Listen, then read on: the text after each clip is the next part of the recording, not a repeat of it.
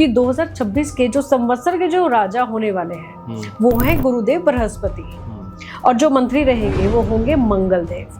हमने 2025 को कहा मंगल का साल, क्योंकि वो नंबर्स के हिसाब से है। 2025 को जब हम टोटल काउंट करते हैं तो जो टोटल नंबर आता है वो 9 आता है, जो मार्स का यानी मंगल का नंबर है। 28 नवंबर को शनि मार्गी हो जाएंगे, तब से बहुत सी चीजें फिर से करवट लेंगी। जैसे युद्ध की स्थितियां थोड़ी सी टल गई थी, कहीं ना कहीं शांति वार्तालाप होकर वो शांति छा गई थी, कुछ चीज़ों में समझौते हो गए थे। अब वही चीज़ें वापस उभर कर भी आएंगी। किन किन राशियों की अगर हम बात करें तो यहाँ पर सिंह राशि, धनु राशि, इनको थोड़ा सा अलर्ट रहने की जरूरत रहेगी ही रहेगी। मीन राशि और कुंभ राशि को भी थोड़ी सी सावधानियां जरूर रखनी है। जिनका भाग्यांक या मूलांक अगर 1 है तो ये साल उनके लिए वैसे ही बहुत बढ़िया है। इस साल गोल्ड में बहुत ज्यादा फ्लक्चुएशन देखा गया। वेरिएबल गोल्ड आई थिंक 135 तक चला गया जी। कार्तिक मास जिसमें सूर्य नीच राशि के हो जाते हैं, तुला राशि में आ जाते हैं, आप नोट करना कार्तिक मास में गोल्ड का रेट जो है ना वो थोड़ा बढ़ता है। 2026 की बात करते हैं। जैसे कि हमने इस साल का देखा, 2025 का बहुत सारे नेचुरल डिजास्टर हुए। मतलब आपने कहीं देखा होगा लाखों लोग मारे गए या हजारों लोग मारे गए, और कई जगह क्या कहते हैं जैसे इंडिया पाकिस्तान के इस बार वॉर भी देखा गया है ना। पहलगाम अटैक हुआ, अभी रिसेंट में दिल्ली में बम ब्लास्ट हुआ, और भी खबर आने को कुछ ऐसी घटनाएं, अप्रिय घटना होने वाली हैं। जी बिल्कुल। तो 2026 क्या कुछ ऐसा ही रहने वाला है? कैसा रहने वाला है? देखिए, पहले तो ना सबसे अच्छी बात यह है कि 2026 में ये चीजें कुछ हद तक कुछ कम रहेंगी। जिस तरह से 2025 में रही पूरी तरह से वैसा तो नहीं है। इसका एक खास रीजन है कि 2026 के जो संवत्सर के जो राजा होने वाले हैं वो हैं गुरुदेव बृहस्पति, और जो मंत्री रहेंगे वो होंगे मंगल देव। तो ये जो युति है, ये जो कॉम्बिनेशन बना जुपिटर का और मार्स का, यानी कि गुरु और मंगल का, ये ही अपने आप में सक्षम है चीजों को काम डाउन करने में भी और सप्रेस करने में। हाँ, कुछ चीजें होंगी जरूर, ऐसा तो हो नहीं सकता कि कुछ भी नेचुरल कैलेमिटीज ना हो या कुछ लड़ाई झगड़े ना हो, होंगे, लेकिन सिर्फ इस हद तक होंगे। जो भी, चाहे हम देशों की बात करें, किसी व्यक्तियों की बात करें, अपने डिफेंस में कुछ चीजें होंगी। जिस तरह का 2025 रहा उस तरह से कुछ कम रहेंगी चीजें, लेकिन थोड़ा बहुत हो अच्छी चीजें ज्यादा रहेंगी। अच्छा, मतलब थोड़ा सा तब भी डर है, कुछ ऐसी कुछ डर बिल्कुल है जी, क्योंकि देखिए 2025 का अभी दिसंबर का मंथ बाकी है। एक बात आपको सबको मैं यह ध्यान दिलाना चाहूंगी कि जुलाई के बाद से कुछ चीजें कम हुई हैं। उससे पहले बहुत ज्यादा लड़ाई झगड़ों की बात करें, हम लोग कंट्रीज के आपस में युद्ध की बात करें, ये जो सिचुएशन थी, जो स्थितियां बनी हुई थी वो ज्यादा थी। जब से शनि वक्री हुए तब से इन चीजों में कुछ कमी भी आई, समझौते भी हुए, शांति वार्तालाप भी हुई हैं। अब शनि वापस 28 नवंबर से मार्गी होने जा रहे हैं। तो मतलब किन किन राशियों पर असर रहने वाला है, किन किन लोगों को थोड़ा बचाव करने चाहिए, थोड़ा सा बताइएगा। तब से बहुत सी चीजें फिर से करवट लेंगी। जैसे युद्ध की स्थितियां थोड़ी सी टल गई थी, कहीं ना कहीं शांति वार्तालाप होकर वो शांति छा गई थी, कुछ चीजों में समझौते हो गए थे। अब वही चीजें वापस उभर कर भी आएंगी, क्योंकि गुरुदेव बृहस्पति वक्री हो चुके हैं 12 नवंबर से, और शनि अब मार्गी हो रहे हैं 28 नवंबर को। तो ये कोई बहुत अच्छी स्थिति नहीं है। दिसंबर से लेकर फरवरी तक बहुत सी विषम स्थितियां भी बनेंगी। नेचुरल कैलेमिटीज की बात करें वो भी रहेंगी। और सबसे इंपॉर्टेंट, आपने पूछा कि किन किन राशियों की अगर हम बात करें तो यहाँ पर सिंह राशि, धनु राशि, इनको थोड़ा सा अलर्ट रहने की जरूरत रहेगी ही रहेगी। मीन राशि और कुंभ राशि को भी थोड़ी सी सावधानियां जरूर रखनी है। लेकिन इसी के साथ में कर्क राशि हुई, कन्या राशि हुई, मिथुन राशि हुई, या अगर हम बात करें तुला राशि की, मकर राशि की, ये जो राशियां हैं ये कहीं ना कहीं राज करने वाली हैं, क्योंकि इनके ऊपर जो भी ढैया 7.5 का जो भी इम्पैक्ट था वो पूरी तरह से अब खत्म हो चुका होगा। अब जैसे 2025 था, इसको बता दें मंगल का साल है, ठीक है। अब जैसे 26 की बात आती है तो 26 के हिसाब से अब ये कौन सा साल रहने वाला है? देखिए, मैं ना बहुत ब्रीफ में कोशिश करूंगी सभी को इस बात का अंतर क्या है समझाने की। हमने 2025 को कहा मंगल का साल, क्योंकि वो नंबर्स के हिसाब से है। 2025 को जब हम टोटल काउंट करते हैं तो जो टोटल नंबर आता है वो 9 आता है, जो मार्स का यानी मंगल का नंबर है। 2026 को अगर हम टोटल काउंट करते हैं तो ये 10 नंबर बनता है, और हम इसको कहते हैं एक नंबर, जो कि सूर्य का, सन का नंबर है। तो नंबर्स के हिसाब से ये पूरा साल रहेगा सूर्य का। लेकिन इस बात को हमें समझना सबको बहुत ज्यादा जरूरी है कि हिंदू पंचांग के हिसाब से जो विक्रम संवत्सर है जब से शुरू होता है तब से हिंदू पंचांग का नया साल शुरू होता है। और ये इस बार शुरू होने जा रहा है 20 मार्च 2026 से। और इस बार के राजा होने वाले हैं गुरुदेव बृहस्पति यानी कि जुपिटर, और मंत्री होने वाले हैं मंगल देव। तो ये जो कंजंक्शन हुआ, ये जो युति बनी, ये जो कॉम्बिनेशन है, ये ही अपने आप में बहुत बढ़िया कॉम्बिनेशन है। जितनी भी प्लानिंग आपने इंडिविजुअल लेवल पर आप देख सकते हैं इस बात को, हम अपने देश के हिसाब से देख सकते हैं। जो नई नई नीतियां जो बनेंगी, जो पहले बनी हुई हैं, उनको सबको पूरा होते हुए देखेंगे इस बार। तो 2026 आप सूर्य का साल नंबर्स के हिसाब से कहिए, और राजा और मंत्री की अगर हम जब अपने हिंदू पंचांग की सनातन की बात करते हैं तो यहाँ पर गुरु और मंगल की बात करिए। अच्छा, मतलब जिनका मान लीजिए मूलांक या भाग्यांक 1 नंबर आता है जी, तो उनके लिए क्या रहने वाला है? जिनका भाग्यांक या मूलांक अगर 1 है तो ये साल उनके लिए वैसे ही बहुत बढ़िया है, क्योंकि अगर हम जुपिटर की और मंगल की बात भी करें, गुरु और मंगल की बात भी करें, उसके हिसाब से भी सूर्य के साथ उनका बहुत बढ़िया मित्रता है, बहुत बढ़िया मूलांक 1 के लिए अच्छा साल है। और अगर यहाँ पर हम न्यूमरोलॉजी की बात करें तो नंबर 1 वाले बहुत बढ़िया इस बार करने वाले हैं। जो लोग गवर्नमेंट जॉब की तैयारी कर रहे हो, या पॉलिटिक्स में कुछ नया अपना भाग्य आजमाना चाहते हो, या कुछ ऐसी नई चीजों को, गवर्नमेंट से रिलेटेड कोई भी काम को, नई पॉलिसीज को अडॉप्ट करना चाहते हो, इस बार उनके लिए बहुत बढ़िया इनकम के जो सोर्सेज है ना, वो उनके लिए बढ़ने वाले हैं। मतलब जिनका 1 नंबर है उनके लिए, जिनका 1 नंबर है। अच्छा, मान लीजिए जैसे कि एक चीज तो यहाँ आ गई 25 के, जैसे 2026 है तो उसका सूर्य निकल के आ रहा है ना जी। अगर विक्रम संवत के हिसाब से कैलकुलेट किया जाए तो क्या आता है? और फिर माना भी किसको, या इस सन को माना है जो भी ये चल रहा है 2026, या विक्रम संवत को माना है? देखिए, प्रायोरिटी जो होती है ना, वो हमारे सनातन में विक्रम संवत्सर की होती है। हाँ। यानी कि गुरुदेव को हम ज्यादा माने। अब यहाँ पर इसका क्या मीनिंग है, आम जनता के लिए मैं इस बात को भी बताना चाहूंगी कि इसका मीनिंग क्या हुआ। कि अगर किसी भी संवत्सर में राजा, कोई भी ग्रह जब आता है, तो उसका मीनिंग होता है कि ग्लोबली उस प्लैनेट का इफेक्ट जो है, जो उसका जो प्रभाव है, जो उसकी अपनी नेचर है, उन चीजों को हम ज्यादा देखने को मिलता है हमें। वो ग्लोबली वो चीजें ज्यादा प्रेफर की जाती हैं, या उस तरह की चीजें ज्यादा होती हैं देश दुनिया में। और जिनकी कुंडली में वो प्लैनेट अच्छा हो, अच्छी पोजीशन में बैठा हो, तो उस व्यक्ति को इस साल में बहुत ज्यादा अच्छे बेनिफिट्स होते हैं। और अगर उसकी महादशा भी उनकी कुंडली में आ जाए तो फिर कहना ही क्या, फिर तो बल्ले बल्ले इसको कहते हैं। अच्छा, एक चीज और भी थी, जैसे कि ये तो सारी सम्मत की बात होगी और ईस्वी की बात होगी, संडे मंडे की बात कर लेते हैं। इस बात में बहुत कुछ लोग नहीं जानते, जैसे कि संडे, मंडे, ट्यूसडे, वेंसडे, ये इसी लाइन में क्यों, मतलब इस तरह से क्यों है? मींस जो वीक के जो डेज हैं वो इसी सीक्वेंस में क्यों है? देखिए, बहुत अच्छी सी ये बहुत प्यारी सी बात है, जो कि हम सभी को ना जानने की उत्सुकता रहती है, लेकिन उसको हम कई बार छोड़ देते हैं कि अरे चलो ऐसा ही है, लेकिन ये ऐसा ही नहीं है। इसको समझने की जरूरत है। अब यहाँ पर हमारी एस्ट्रोलॉजी भी पूरी तरह से आती है, और हमारा कहीं ना कहीं सनातन धर्म कैसे कनेक्टेड है ना, ये चीज इसमें बिल्कुल क्लियर दिखेगी। अब समझिए कि जब भी हम बात करते हैं ग्रहों की, तो सूर्य नंबर 1 पर आता है, क्योंकि ग्रहों का राजा है। और अगर हम न्यूमरोलॉजी को भी इसमें कनेक्ट करें तो उनका भी नंबर 1 है। अब यहाँ एक बात समझाती हूँ आप सभी को, कि जब हम गुलाम थे ना अंग्रेजों के, उस समय से रविवार को छुट्टी का दिन डिक्लेयर किया गया, जबकि पहले समय से छुट्टी का दिन रविवार नहीं होता था। मतलब जो संडे है वो नहीं होता था, संडे पहले छुट्टी नहीं होती थी। संडे को स्पेशली पहले हमारे सनातन में बकायदा सूर्य देव की पूजा की जाती थी। उनको अलग अलग तरीकों से अर्घ देना, मंत्रों का जाप करना, अपने पिता की पूजा करना, ये हमारे सनातन में बहुत पहले से पद्धति चलती आई। और अंग्रेजों के समय में संडे को छुट्टी डिक्लेयर कर दिया गया। अब एक बात यहाँ फिर से आती है कि जब भी हम सूर्योदय की बात करते हैं, सूर्योदय के समय में जो जिस भी ग्रह का होरा होगा वही दिन कहलाएगा, उसी ग्रह का दिन कहलाएगा। अच्छा। एग्जाम्पल के तौर पे अगर सूर्योदय आज 6:30 बजे होता है, उस समय में आप कभी भी नोट कर लेना, किसी भी सॉफ्टवेयर पर जाकर, किसी भी पंचांग में जाकर, सुबह सूर्योदय के समय में उसी दिन का होरा होगा। अच्छा। 6:30 बजे अगर चंद्र का हो रहा है तो यानी कि आज चंद्रवार है, सोमवार है। सूर्योदय के समय में अगर मंगल का हो रहा है तो यानी कि आज मंगलवार है। अच्छा, तो ये डे जो प्लान किए गए हैं वो नेचुरली ये नेचुरल हैं, ये किसी व्यक्ति विशेष का काम नहीं है कि जी मैं अपने हिसाब से मंडे, ट्यूसडे या मंगलवार, सोमवार ऐसे कुछ इनको मैं सीक्वेंस में रखूं, नहीं। और इसमें और एक विशेष बात है, इसमें एक स्पेशल चीज ये है कि जब भी किसी प्लैनेट के होरा में उससे रिलेटेड कामों को किया जाएगा, होरा का मीनिंग यहाँ ये है उससे रिलेटेड काम को अगर आपको पूरे दिन भर में करना है तो 2 से 3 बार एक प्लैनेट का होरा पूरे दिन भर में आता है।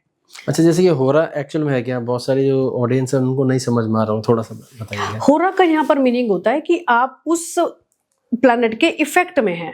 अच्छा। इस समय में ग्लोबली उस प्लैनेट का थोड़ा वर्चस्व है, वो अपनी किरणों को ज्यादा आपके ऊपर प्रभावित कर सकता है किसी भी तरह से। फॉर एग्जाम्पल, अगर आपको किसी प्लैनेट को हम अलग अलग तरह की रेमेडीज करते हैं, अगर हमें उसको खुश करना है, अगर वो हमारे एंटी पोजीशन में है, बर्थ चार्ट में अच्छा नहीं है, तो या तो हम उनका दान करते हैं या हम किसी मंत्रों का जाप करते हैं।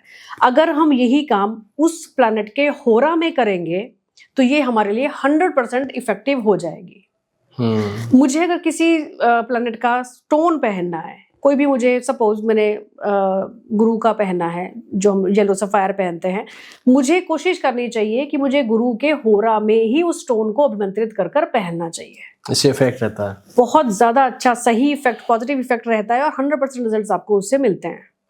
ये है होरा, और यही होरा है जो कि आपके वीक डेज को निर्धारित करता है कि मंगलवार के बाद बुधवार आएगा, सोमवार के बाद मंगलवार आएगा, ये इस तरह से चीजें। तो जैसे कि मान लीजिए फिर तो इसमें ये भी है, जैसे कि सनराइज हो रहा है जी, तो डे बाय डे, जैसे कि आज अगर मंगल का हो रहा है तो अगले डे ट्यूसडे का ही हो रहा होगा जी। कोई भी इसको ना आजमा कर कभी भी आप देख लें, जिस भी दिन को अगर आपको चेक करना है तो जिस समय में सूर्य उदय हो रहा है उसी समय में उस प्लैनेट का होरा होगा, शुरू होगा। तो फिर ये हो रहा उसी के हिसाब से डे बाय डे रिपीट होता रहता है। जी, बिल्कुल, ठीक है। यानी कि सूर्य उदय की जो महत्ता है वो यहाँ पर है। सूर्य इतना इम्पोर्टेंट है हमारे लिए। सूर्योदय से ही तिथियां निर्धारित होती हैं, सूर्योदय से ही हमारा डे निर्धारित होता है।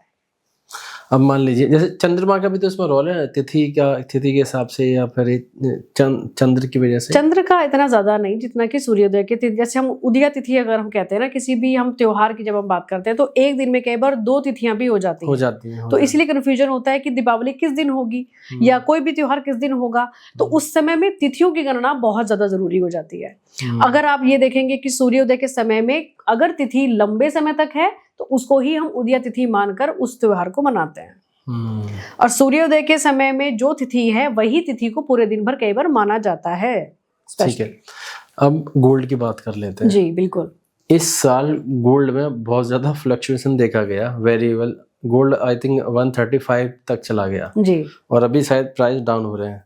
तो आपके अकॉर्डिंग मतलब एस्ट्रोलॉजी क्या कहती है, गोल्ड अभी और ऊपर जाने वाला है? एक बात मैं आपको बताऊंगी जिसको ना सभी लोग कनेक्ट कर पाएंगे, और वो चाहे तो पिछले कुछ सालों की स्टडी भी कर सकते हैं। कार्तिक मास जिसमें सूर्य नीच राशि के हो जाते हैं, तुला राशि में आ जाते हैं, आप नोट करना कार्तिक मास में गोल्ड का रेट जो है ना वो थोड़ा बढ़ता है और उसके नेक्स्ट मंथ से वो थोड़ा सा धीरे धीरे डाउन आएगा। अगर हम इस 2025 की बात कर रहे हैं, चाहे देश विदेश में कहीं पर जो भी कुछ चीजें चल रही हों, उसके बावजूद भी आप ये नोट कर लीजिए, दिसंबर, जनवरी और कुछ हद तक कुछ दिन फरवरी के, ये कम ही रहने वाला है या स्टेबल रहने वाला है। हाँ, जब हमारा नया संवत्सर शुरू होगा जिसमें राजा होंगे गुरुदेव बृहस्पति, जिनकी धातु है सोना, और साल है सूर्य का जिसकी भी धातु सोना है, तब से ये सोना और ज्यादा बढ़ना शुरू हो जाएगा। तो इसलिए मेरी तरफ से एडवाइस सबको ये है कि अगर आप इन्वेस्ट करना चाह रहे हैं गोल्ड में तो ये सही वक्त है अभी इन्वेस्ट करने का। नवंबर की बात करूँ तो नवंबर में इंडिया के अकॉर्डिंग ये मंथ काफी अच्छा नहीं गया है, क्योंकि दिल्ली बम ब्लास्ट हुए और कल जैसा कि देखा कि जम्मू कश्मीर एक बम ब्लास्ट हुआ है जी। और ऐसी खबरें भी आ रही हैं कि अभी कुछ ऐसी साजिशें चल रही हैं जो एंटी नेशनल है। तो इस हिसाब से अगर दिसंबर को देखा जाए तो दिसंबर कैसा रहने वाला है? देखिए जी, ऐसा है, नवंबर तो फिर भी काफी हद तक ठीक निकल गया। अच्छा। जितनी उम्मीद थी। दिसंबर की बात करते हैं, दिसंबर इससे कहीं ज्यादा भयावह होने वाला है। इसका रीजन क्या है? अब ये ऐसी बात नहीं है, 12 नवंबर को गुरुदेव बृहस्पति वक्री हो चुके हैं। अब यहाँ पर हम शनि की बात करते हैं जो कि 28 नवंबर को मार्गी हो जाएंगे। और आप जैसे मैंने आपको पहले पॉडकास्ट में शुरू में बताया कि जब वक्री हुए थे तब से थोड़ा सा सीज फायर, शांति वार्तालाप, हमने इस सब जगहों पर थोड़ा चीजों को देखा। अब शनि वापस से मार्गी होने वाले हैं। अब इन चीजों को आप थोड़ा सा पहले से ही, हर ग्रह का कोई ना कोई इम्पैक्ट पहले नजर आ जाता है। बॉम्ब ब्लास्ट की बात आपने बताई कि नवंबर में हुआ, जम्मू कश्मीर में भी कल की बात है जो हुआ। अब इन्हीं चीजों को अगर हम आगे भी देखना चाहें, कहना चाहें कि क्या हो सकता है, तो डेफिनेटली दिसंबर का महीना ऐसा है जिसमें शनि तो मार्गी हो ही रहे हैं, 3 ग्रहों की युति ऐसी बनने वाली है जिसमें लेडीज से रिलेटेड क्राइम की घटनाएं भी, न्यूज भी आ सकती है। शत्रु पक्ष से कोई ना कोई कॉन्स्पिरेसी षड्यंत्रों की खबरें भी आ सकती हैं, कहीं पर घुसपैठ की खबरें भी आएंगी। जो हमारा नॉर्थ ईस्ट के जो हमारी जो 7 सिस्टर्स हैं, या हम बंगाल की बात करें, अपने जो पूर्वी जितने भी क्षेत्र हैं, उत्तर पूर्वी राज्य जी, इन राज्यों में कोई ऐसी घटनाएं होने के चांसेस फिर से बनेंगे, या हमारे जितने भी नॉर्थ के जो एरियाज हैं यहाँ पर कुछ ऐसी छुटपुट घटनाएं होना जो बेस बनाएगी आगे वापस भारत पाकिस्तान के युद्ध की भी, और कुछ ऐसी घटनाएं जो कि देश विदेशों से सुनने में आएंगी जो कि वापस युद्ध की स्थितियों को फिर से शुरू करेंगे। तो ये दिसंबर में ये दिसंबर में ये चीजें शुरू हो चुकी होंगी। आप इस चीज को नोट कर रखिएगा। क्यों? इसका रीजन जैसे कि शनि का मार्गी होना, साथ ही साथ में वृश्चिक राशि में 16 नवंबर को सूर्य ने गोचर कर लिया, और इसके बाद में शुक्र यहाँ पर 26 नवंबर को आने वाले हैं, और यहाँ पर मंगल पहले से ही है। 3 ग्रह यहाँ पर एक साथ होने वाले हैं। सूर्य और मंगल की युति अपने आप में ठीक नहीं है, और साथ में वो भी शुक्र के साथ।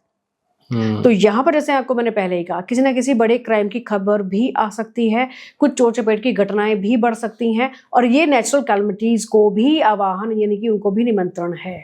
अच्छा, मान लीजिए जैसे कि जब कोई भी प्लैनेट अपनी मतलब जैसे कि पोजीशन बदलते हैं, जैसे कि जब ये वक्री हुए थे तब भी कुछ अप्रिय घटना हुई, अब ये मार्गी होने वाले हैं तब भी कुछ अप्रिय घटना होती हैं। कुछ इनको पॉजिटिव भी हम ले सकते हैं। देखिए, मार्गी होने को पॉजिटिव कुछ राशियों के लिए लिया जा सकता है केवल, कि कुछ राशियों के लिए ये अच्छा कुछ इम्पैक्ट देंगे। अगर हम शनि की बात करें, वक्री होना कोई बहुत ज्यादा प्रॉब्लमेटिक नहीं था, जैसा कि आपने पास में देख भी लिया इस चीज को, क्योंकि कोई भी ग्रह जब भी वक्री होता है ना, वो थोड़ा सा पावरफुल कहलाता है, लेकिन उसके जितने भी इम्पैक्ट होंगे ना, उसके वो ग्लोबली हमें कम देखने को मिलेंगे। अगर वो नेगेटिव इम्पैक्ट देखने वाला है तो भी वो कम हो जाएंगे, पॉजिटिव इम्पैक्ट्स हैं तो भी वो थोड़े कम हो जाएंगे, बट उसको हम स्ट्रॉन्ग पोजीशन में कहते हैं। इसका रीजन क्या है? क्योंकि वक्री होने का मतलब हुआ उसकी स्पीड का कम हो जाना, सूर्य से वो थोड़ी सी दूरी बनाने की कोशिश करता है वो प्लैनेट, इसलिए वो अपने अस्तित्व की ओर जा रहा होता है, इसलिए वो स्ट्रॉन्ग पोजीशन में होता है। अब जैसे कि अब थोड़ा पॉलिटिक्स की बात कर लेते हैं 2026 के हिसाब से। पॉलिटिक्स की बहुत ज़्यादा बात हो रही है। बिहार में जैसे कि अभी एनडीए जीत गया है जी। बंगाल के चुनाव आने वाले हैं, और क्या लगता है आपको 2026 में क्या रिजल्ट निकलने वाला है? देखिए जी, 2026 में मैंने इवन एक पिछले पॉडकास्ट में भी आपके साथ बात की थी कि 2027-28 तक इंडिया ग्लोबली अपना एक अच्छा वर्चस्व बनाने वाला है, वर्ल्ड पावर बनने की तरफ अग्रसर वो हो चुका होगा, और ये शुरुआत 2026 में बिल्कुल पहले ही हो चुकी है, लेकिन 2026 में क्लियर नजर आएगी। अच्छा, राहुल गांधी के लिए सर ये कैसे रहने वाली है? राहुल गांधी मीडिया पर्सन बता रहे हैं कि ये चुनाव, ये हार उनकी 93 मतलब 93 7 नंबर का 100 सेंचुरी बनाने में, ये 93 नंबर की मतलब उनकी हार थी। तो उनके लिए आने वाला साल कैसा रहने वाला है? देखिए, 7 नंबर की अगर हम बात कर रहे हैं, अगर आपने 7 नंबर की बात की है, तो ये साल ऑब्वियसली, क्योंकि ये सूर्य का साल है और 7 एंटी नंबर है, तो ये साल 7 नंबर की बात करें, 4 नंबर की बात करें, 8 नंबर की बात करें, इनके लिए कोई बहुत स्पेशल नहीं है। इनको थोड़ी सी प्रिकॉशंस का रखना, कुछ रेमेडीज को करते रहना, कुछ चीजों का ध्यान बिल्कुल रखना पड़ेगा। बंगाल की बात आपने पूछी थी, तो यहाँ डेफिनेटली यहाँ पर इस बार ममता बनर्जी जो हैं, मैं किसी के लिए कोई पर्सनल कमेंट्री मेरा अपना नहीं है, जो ग्रहों की जो गणना है उस हिसाब से यहाँ पर इस बार के चुनावों में ममता जी नजर नहीं आने वाली हैं। यहाँ पर भी बहुत ज्यादा चांसेस हैं कि बीजेपी की सरकार ही बनेगी। इवन आने वाले 2028 तक आपको मैक्सिमम जगहों पर बीजेपी ही नजर आने वाली है। इसका एक खास रीजन ये भी है कि भारतवर्ष की कुंडली में ना मंगल की महादशा, जो कि हमने बहुत पहले से, आज की बात नहीं है ये, इस चीज को मैं रिपीट कर रही हूँ आपके पॉडकास्ट में, कि मंगल की महादशा भारत की कुंडली में सितंबर से शुरू हो चुकी है, और मंत्री भी इस बार 2026 के मंगल हैं। 2025 मंगल का साल, हमने कहीं पर मार नहीं खाई। मंगल का सबसे इंपॉर्टेंट जो रोल है ना, वो ये है अपना डिफेंस करना। हम बेशक से आक्रमण ना करें, लेकिन किसी भी चोट को कर सकते हैं, सहकर नहीं बैठेंगे, डिफेंस जरूर होगा। और 2026 में भी यही सेम चीजें आप देखने को आपको मिल जाएंगी।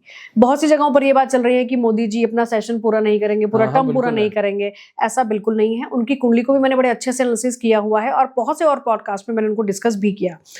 कहीं नहीं कुछ जा रहे हैं योगी जी और मोदी जी, ये दोनों की वजह से 2028 तक आप इंडिया के रूपरेखा को, इस वर्चस्व को देख लीजिए। मैं यही आने वाला था, जैसे कि बहुत सारे पॉडकास्ट में मैंने सुना भी है कि योगी जी के लिए या मोदी जी के लिए आने वाले साल अभी ठीक नहीं चलने वाले, या फिर योगी जी ये अपना टर्म पूरा नहीं कर पाएंगे।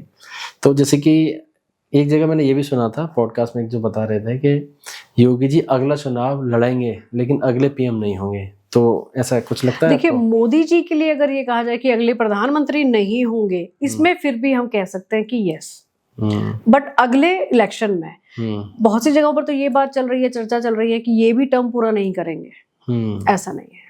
अच्छा, योगी जी के लिए बताइए, योगी जी इंडिया के पीएम बन सकते हैं? उभरते मतलब चमकते हुए सितारे। अच्छा, अभी लास्ट अगर इलेक्शन की बात की जाए तो यूपी में योगी जी इतना मतलब अपना प्रभाव नहीं दिखा पाए, आम चुनाव की बात कर रहा हूँ। और अभी अगर मैं यहाँ की विधानसभा के चुनाव की बात करता हूँ, उसमें क्या लगता है, क्या रिजल्ट रहने वाला है? हालांकि उसके लिए अभी टाइम है, लेकिन तब भी मैं पूछ रहा हूँ। देखिए, मैंने तो आपको पहले ही बता दिया। हाँ। योगी जी और मोदी जी दोनों की कुंडलियों को मैंने याद से नहीं, पिछले साल भर में हमने बहुत अच्छे से डिस्कस करके कुछ पॉडकास्ट में, कुछ वीडियोस में बहुत अच्छे से चर्चा की थी। तो यही चीज सेम रिपीट है कि यहाँ मोदी जी भी पूरा अपना टर्म करने वाले हैं और योगी जी डेफिनेटली वो सीएम तो नहीं रहेंगे, क्योंकि उनकी दावेदारी आगे के लिए है। अच्छा, हाँ। मतलब सत्ता में तो रहेंगे, सत्ता में 101% रहेंगे और बहुत ही शानदार रोल प्ले करने वाले हैं। इन्हीं की वजह से बहुत सी चीजें भारतवर्ष में इन्वेस्ट भी होंगी। आप अगले कुछ सालों में यूपी के नैन नक्श को, उसके मानचित्र को आप देखिएगा। एक से एक चीजें आपको यूपी में भी देखने को मिलेंगी और उसी वजह से, यानी कि योगी जी की वजह से भारतवर्ष का जो एक नया चित्र सामने आएगा, उनको मुझे अभी से, मैं आप सबको क्या ही बता दूं, वर्ल्ड पावर की बात भी, मैं वीटो पावर तक की बात आपके पिछले पॉडकास्ट में बोल चुकी हूं कि वीटो पावर तक की चीजें भारतवर्ष के पास बहुत जल्द होंगी। जितनी भी बाहर के जो बड़े बड़े देश हैं जिनके पास वीटो पावर है, कुछ ही सालों में, मैं बहुत ज्यादा दूर की बात भी नहीं करूंगी, बहुत ही जल्द 27-28 तक की बात अगर मैं करूं तो यहाँ पर कुछ ऐसी कंट्रीज भी हैं जो अपना अस्तित्व, जिनका खतरे में पड़ता हुआ बिल्कुल पूरी तरह से नजर आता है, जहां पर धर्म युद्ध बहुत जल्दी और बहुत ज्यादा होने वाले हैं। अपने ही आपस में लोग लड़ भिड़ कर वहां पर नई नई पॉलिसीज को बनाने वाले हैं। ये क्वेश्चन मेरा आ रहा है, जैसे कि आपने बताया धर्म युद्ध या गृह युद्ध, जैसे कि अगर मैं पश्चिम बंगाल की बात करूं या बांग्लादेश की बात करूं, वहां पर जेनजी वॉर हो गया है ना, वहां की सत्ता हथेली गई। अगर मैं नेपाल की बात करूं, ठीक है, वहां भी जेनजी वॉर हुआ। कुछ जो विपक्षी नेता हैं, लीडर हैं, वो ये बोल रहे हैं कि इंडिया में भी जेनजी वॉर हो सकता है, मतलब गवर्नमेंट को सतर्क करना चाहिए। आपका क्या कहना? देखिए जी, इस बार 2026 में ना, जब मंगल और गुरु की हम बात करते हैं तो हर चीज अच्छी नहीं है, कुछ साइड इफेक्ट भी हैं इनके। अब मंगल की बात करते हैं तो ये आक्रोश भी तो देता है ना। इस टाइम पर यूथ एक बड़ा रोल प्ले करेगा इस 2026 में, वो चाहे स्टूडेंट के फॉर्म में, हम यूनिवर्सिटीज के लिए बात करें, क्योंकि शिक्षा को लेकर, एजुकेशन को लेकर नई नई पॉलिसीज भी बनेंगी, नई नई यूनिवर्सिटीज का बनना, जो पॉलिसीज चेंज होंगी उनके अगेंस्ट में आक्रोश भी रह सकता है। जो यूथ है, जो अब जेनजी की आपने बात की, तो वो पूरी तरह से नेगेटिव साइड पर आक्रोश नहीं रहेगा, लेकिन किसी चीजों का विरोध जरूर रह सकता है। एक अच्छा पॉजिटिव रोल भी प्ले कर सकती है जेनजी, लेकिन वो कुछ ऐसा करेंगे जरूर, किसी पॉलिसी के अगेंस्ट में अपना आक्रोश प्रदर्शित करना या कुछ नई चीजों की डिमांड करना जो कि यूथ के फेवर में हो। अरे, ये जो इस साल का जो इलेक्शन जो पूरे इंडिया में जो हुआ था ना, एमपी इलेक्शन, इसमें पता है जो झटका लगा है ना, वो लगना जरूरी था और उसी से सबक बहुत बढ़िया सीख लिए इन्होंने। जो इंटरनल पॉलिसीज बनी है ना इनकी, ये हर चीज को थोड़ी ना क्लियर करते रहेंगे। बहुत सारे लोगों ने कह दिया, अरे मोदी तो पूरा टर्म नहीं करेंगे। अरे क्यों नहीं करेंगे? उनकी कुंडली देखी है मैंने, क्यों नहीं करेंगे टर्म पूरा? रही बात ये, अगर किसी वजह से इनके अगेंस्ट में बहुत सारे प्रोटेस्ट भी होंगे, ऐसी बात नहीं है। अच्छा। अगले साल में, जैसे मैंने यूथ की बात की ना, ये होंगी चीजें कि भाई अब देखो, भगवान तो बिल्कुल हम है नहीं, लेकिन ये चीजें समझ में आती हैं। जुपिटर लेकिन उन चीजों को सप्रेस करने में पूरा सक्षम है। जुपिटर को बहुत से लोग ना हल्के में लेते हैं, लेकिन भाई साहब जब ये मंगल के साथ युति बना के आता है ना, किसी की कुंडली में भी आता है, जो बंदा सोच ले ना कि मुझे ये काम करना है, तो दुनिया की ताकत नहीं ला सकती उसको करने से। और ये तो साल के राजा और मंत्री बन के आ रहे हैं, तो गवर्नमेंट कितनी पावरफुल रहने वाली है। मंगल और गुरु की जो युति है ना आपस में, ये इतनी जबरदस्त युति होती है ना, अगर किसी की कुंडली में हो, किसी के बर्थ चार्ट में ये बन जाए, तो आप उस व्यक्ति को ये देख लेना कि जब भी उसने जो सोच लिया कि ये मुझे करना है, तो दुनिया की कोई ताकत नहीं जो उसको रोक ले। उसको सिर्फ वो प्लान करने की जरूरत है कि मुझे ये काम ऐसे करना है और तब तक करना है। ना कर जाए तो आप बता देना, जिसकी कुंडली में ऐसा योग हो, युति हो। और इस बार तो भारतवर्ष के या अगर पूरे ग्लोबल की हम बात करें तो राजा, मंत्री, गुरु और मंगल आ रहे हैं, तो गवर्नमेंट इस बार कितना पावरफुल रोल प्ले करने वाली है, तो ये हम सब आइडिया लगा सकते हैं। गुरु और मंगल की जो आपस की जो युति है ना, ये सेनापति और जो एडवाइजर हमारे जो गुरु होते हैं, यानी कि एक व्यक्ति आपको एडवाइस करता रहे सही डायरेक्शन में कि आपको ये काम ऐसे ऐसे करना है, और एक व्यक्ति उसको एक्सिक्यूट करता रहे। तो ये सोच सकते हो आप कितना जबरदस्त योग होता है। तो ये युति जब भी होती है ना, चाहे हम बर्थ चार्ट की बात करें या हम ऐसे राजा मंत्री की बात करें, ये जबरदस्त इफेक्ट देने वाली है। अगर हम बात करें फॉर एग्जाम्पल, अगर किसी ऐसी कंट्री की बात करें जो कि इंडिया के अगेंस्ट में कॉन्स्पिरेसीज करती है, बहुत सारे षड्यंत्र करते हैं, घुसपैठ होते हैं, आतंकवाद होते हैं, तो इस 2026 में आप उन चीजों को भी देखना कि कैसे उनको सप्रेस किया जाएगा। अच्छा, चाहे वो कोई भी कंट्री है। अगर हम अपने पड़ोसी देशों की बात करें तो यहाँ के लिए भी मैं कहूंगी साफ सुथरी बात, और अगर हम विदेशों की बात करें तो यहाँ पर भी कुछ जो पॉजिटिव पावर्स हैं वो नेगेटिविटी को सप्रेस करती हुई नजर आएंगी। अच्छा, जैसे कि अभी इंडिया और अमेरिका के रिलेशन की बात की जाए तो इस बार थोड़ा इंडिया के रिलेशन अमेरिका से अच्छे नहीं रहे हैं जी। उन्होंने वैट भी लगा दिया 50% समथिंग। तो आगे क्या लगता है कि मतलब इंडिया और अमेरिका के रिलेशन आने वाले साल में सही कुछ पॉजिटिव नजर आ रहे हैं, क्या रहने वाला है? देखिए 2026 में पूरे साल भर की अगर मैं बात करूं तो जरूरी नहीं कि स्थितियां जो हैं, जो पोजीशंस है फिलहाल, वो एकदम से सुधरती नजर आएंगी। लेकिन हाँ, आने वाले वक्त में ये चीजें बेटर होंगी, क्योंकि ऐसा हो नहीं सकता कि इंडिया के साथ किसी भी कंट्री का जो रिलेशनशिप है वो खराब रह जाए, क्योंकि अपने आप में इंडिया बहुत कुछ आगे दिखाने वाला है। तो दूसरे देशों को भी अपनी पॉलिसीज को चेंज करना पड़ेगा। लेकिन 2026 में डेफिनेटली, क्योंकि जो ट्रम्प हैं वो अपना ही अलग माइंड गेम खेल रहे हैं और बहुत स्ट्रांगली खेल रहे हैं। जो चीजें वो दिखा रहे हैं ना, वो पूरी तरह से वैसी नहीं है। अंदर इंटरनली बहुत सी और चीजें भी हैं जो कि बाद में निकल कर आएंगी चीजें, तो इनको इतना हल्के में ना लिया जाए। बहुत से लोग कई बार उनका जो थोड़ा सा मजाक भी बना लेते हैं ना, बट वो ऐसा है नहीं, वो बहुत लंबा सोचकर कुछ चीजों को चल रहा है। बहुत बहुत धन्यवाद मैम आपका। अगर आपके भी माइंड में कोई क्वेश्चंस, डाउट है तो प्लीज कमेंट बॉक्स में जरूर लिखिएगा। अगले पॉडकास्ट में वो सारे डाउट, सारे क्वेश्चंस मैम से मैं बिल्कुल पूछूंगा। तो बहुत बहुत धन्यवाद मैम आपका। बहुत शुक्रिया।